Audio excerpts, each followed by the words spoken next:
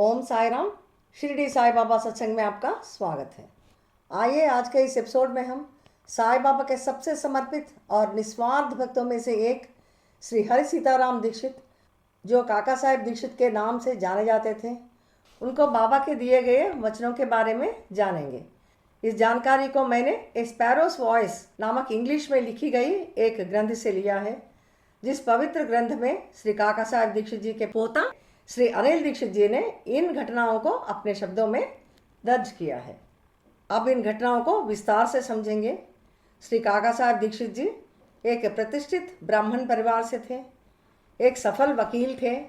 वे Indian national Congress के secretary, एक MLC रह चुके थे और फिरोज शाह मेहता नामक एक प्रसिद्ध वकील से जुड़े हुए थे। श्री काका साहेब दीक्षित जी बॉम्बे और लोनावाला में बंगले खरीदे थे और एक सफल वकील के तौर पर उनका काम बहुत अच्छा चल रहा था। वे अपने परिवार के साथ एक शानदार जीवन जीते थे।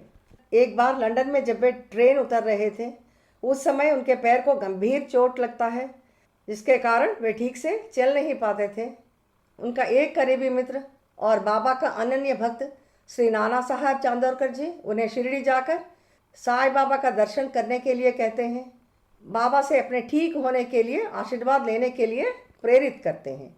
काका साहेब दीक्षित जी 2 नवंबर वर्ष 1909 में पहली बार साई बाबा से मिलते हैं। उस पहली मुलाकात में उन्हें यह एहसास होता है कि साई बाबा कोई और नहीं बल्कि स्वयं परब्रह्म स्वरूप है। उसी क्षण उनकी यह इच्छा समाप्त हो जाती है, जहां वे बाबा से अपने टांग को ठीक करने के लिए अनुरोध करने वाले थे। इसके बजाय वे बाबा से प्रार्थना करते हैं कि बाबा उनके मन और उनकी अंतरात्मा को ठीक करें।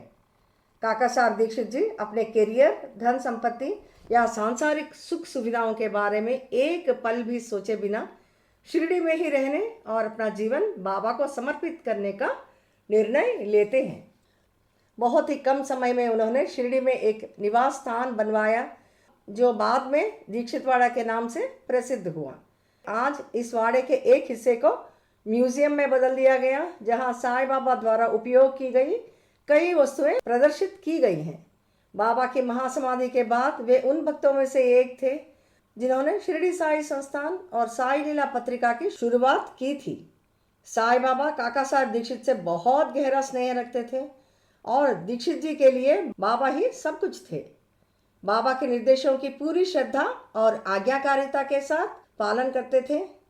इस आज्ञाकारिता का एक सुप्रसिद्ध उदाहरण बकरी को मारने वाली घटना, जिसमें काका साहब दीक्षित जी बिना किसी हिचकिचाहट के बाबा के आदेश का पालन करने के लिए बकरी को मारने के लिए तत्पर हो जाते हैं। इस घटना को अक्सर गुरु के प्रति बिना शर्त आज्ञा पालन करने के एक दिव्य उदाहरण के रूप में बताया जाता है। काका साहब दीक्षित जी ने अपना ज़्यादातर समय शिरडी में साई बाबा की सेवा करने और भक्तों की मदद करने में बिताया था। शिरडी आने वाले कई भक्तों के लिए उन्होंने भोजन की व्यवस्था भी किया था। उनका पूरा मानना था कि उनकी सारी संपत्ति साई बाबा की है और उसका उपयोग परोपकारी कार्यों के लिए किया जाना चाहिए। साई बाबा काका साहब दीक्षित जी की भक्ति और निस्वार्थ सेवा से बहुत प्रसन्न थे। इसी वजह से साई बाबा काका साहब दीक्षित जी को 2 वचन दिए थे। पहला वचन यह था कि बाबा उनके परिवार की देखभाल करेंगे। दूसरा वादा यह था कि बाबा उन्हें एक विमान, एक दिव्य वाहन में बिठाकर अपने साथ ले जाएंगे। आइए अब देखें कि साई बाबा ने इन 2 वचनों को कैसे पूरे किए। इस दिव्य विषय को श्री काका साहब दीक्षित का पोता श्री अनिल दीक्षित जी ने ए स्पैरोस वॉइस नामक इंग्लिश पुस्तक में अपने ही शब्दों में बड़े विस्तार से बताया है। आइए अनिल दीक्षित जी क्या बता रहे हैं जानते हैं।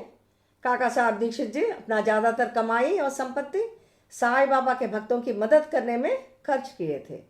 असल में उन्होंने भक्तों को भोजन कराने के लिए कर्ज लेने के वास्ते अपने कई संपत्तियों को गिरवी रखा था। उनके गुजर जाने के बाद काका साहब दीक्षित जी का बेटा और भतीजे को इन कर्जों को चुकाने के लिए ट्रस्ट की ओर से कई संपत्तियां बेचना पड़ा था। आखिर में उनके पास सिर्फ 12,000 रुपये बचे थे। इस छोटी सी रकम से उन्होंने बॉम्बे के विले पार्ले में एक छोटा सा जमीन का टुकड़ा खरीदा था। उनके पास घर बनाने के लिए पर्याप्त पैसे नहीं थे। इस कारण उनके परिवार को एक दलदली इलाके में रहना पड़ा, जहां सांपों का रहना आम बात था। अनिल दीक्षित जी कहते हैं कि फिर भी साईं बाबा ने अपना वादा निभाया। बाबा हमेशा यह सुनिश्चित करते हैं कि उनके भक्तों को सुरक्षा और मार्गदर्शन मिलता रहे। अनिल दीक्षित जी कहते हैं कि इनके परिवार को बाद में अपने नाना जी श्री B.A. मंडलोई जी के साथ रहने का अवसर मिला, जो एक कॉरपोरेटर थे। बाद में सेंट्रल प्रोविंसेस गवर्नमेंट में रेवेन्यू मिनिस्टर थे। वे उनके बंगले में रहे और इसीलिए और अपनी पढ़ाई जारी रख पाए। बाद में श्री मंडलोई जी मध्य प्रदेश के मुख्यमंत्री बने थे।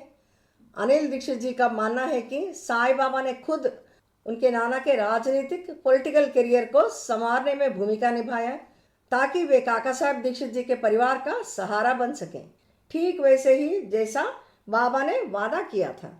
आज अनिल दीक्षित जी मुंबई के विले पार्ले में उसी जगह रहते हैं।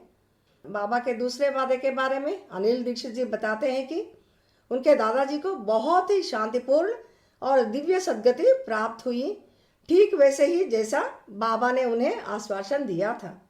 श्री काका साहब दीक्षित जी 1926 के 5 जुलाई को जब वे एक ट्रेन में यात्रा कर रहे थे, उस समय अचानक और शांतिपूर्ण ढंग से उनका निधन हुआ था। वह दिन एकादशी था, पवित्र दिन, जिस दिन पर काका साहब दीक्षित जी ने हमेशा अपना शरीर छोड़ना चाहा था।